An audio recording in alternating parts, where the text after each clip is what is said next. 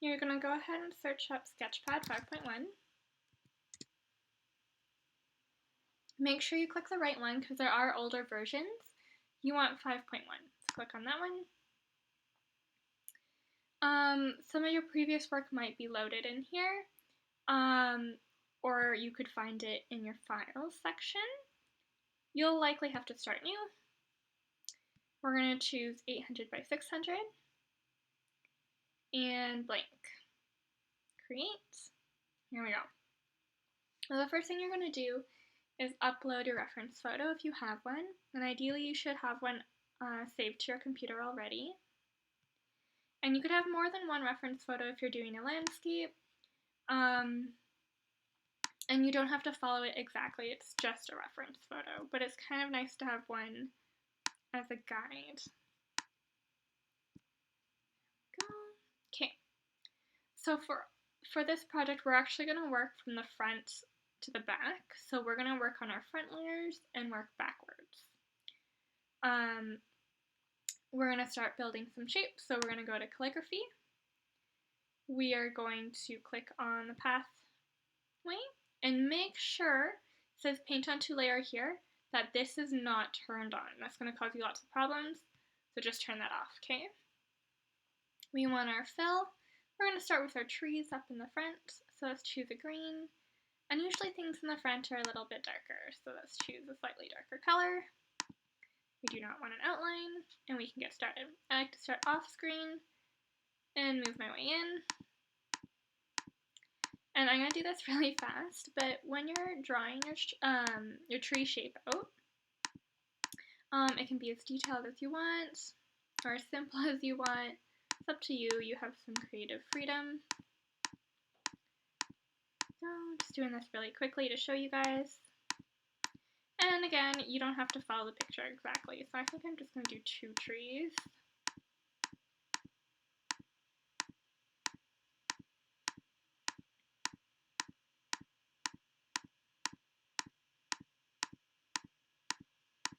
There we go, and add some land in there. And I'm going to close my shape. If I want to move my shape, I just have to click the select tool and move it around.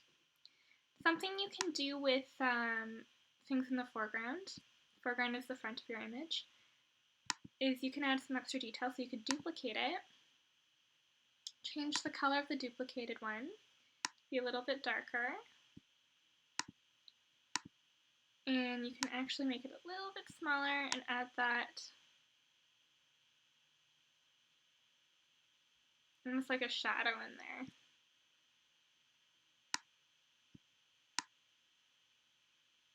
On the inside of your tree. You can play around with it.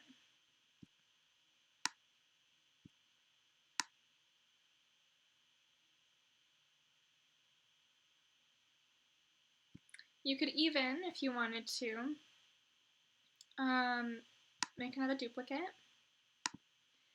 I lighten up the color a little bit. And move that, stall that, behind. So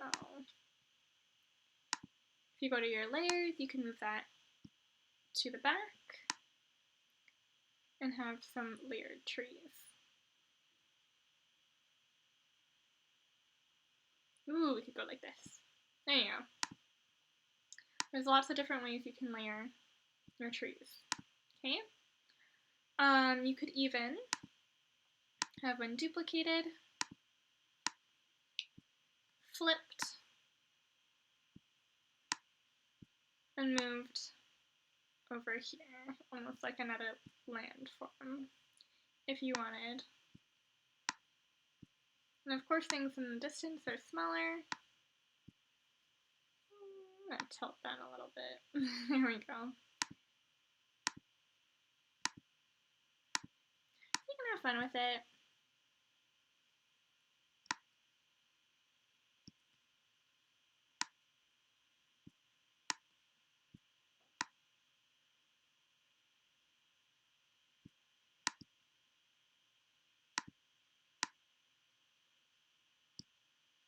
Okay, just like that.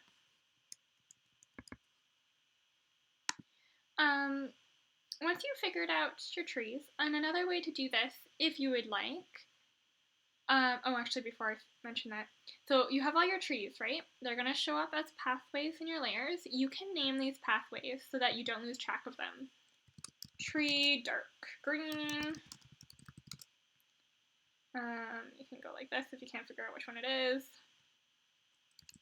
Little trees, dark green, and label them all so that you can easily find them instead of having to go through all your layers like this to figure out which one they are. Okay, so you can label them. The other way you could do trees or something in the foreground is if you go to Tools and you go to, oh yeah, go to here, Pathway, and you can change the pathway to Stamp. And then you can search the stamps and you could look for a tree. I'm going to get this one. I'm going to scale it up all the way. Size of the way, maybe I'll scale it down here. And I'm going to choose a, oh, for the stamp you don't want to fill, so turn off fill, but you want the outline. And we're going to do a dark green. What's super dark? There we go. And then you can go ahead and you want to make sure that it's rotated properly. I think I might have to see. No, that's not the rotation I want.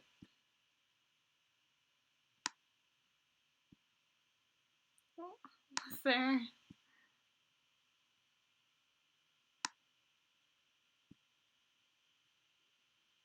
This part can be a little annoying. Oh my goodness. Oh, here, if you change the size to smaller, when you're doing the rotation, you can see it. There we go. Okay, size, we'll scale that back up. And you can add in your trees this way if you would like. One tree. I don't know why that one got smaller. Undo. Okay.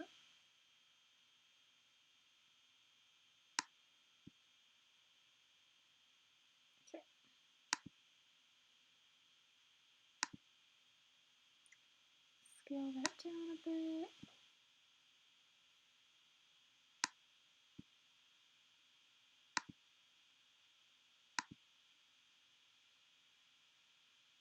There we go. So I got those trees. So if those are the trees that you like better in your layers, you would want to have all your stamps there, and then these ones you could hide. I'm going to do that. I kind of like these trees better. There we go. Okay. So the next thing that we're going to do is we're going to add the next layer, which would be the lake. So we're going to go get rid of layers. Make sure you've not clicked on anything. Okay. We're going to change our stamp to pathway. Fill we want, and outline we do not. You can choose all these different kinds of fills too. I think for my lake, maybe I want something like that. And make sure that's off. Okay, I'm going to go ahead and do my lake. And do you see how I'm pressing off the canvas? Make sure you're pressing off the canvas so that you don't accidentally leave a gap along the edge. I'm going to go to my layers, name my pathway lake, and then I can move my pathway behind everything so I can see it. And there you go. Okay. Now I'm going to add in some mountains. Let's see here, tools, pathway. I'm going to change that color though to maybe a really dark blue. Like a dark bluey gray. Okay, and remember whatever is in front is going to be darker.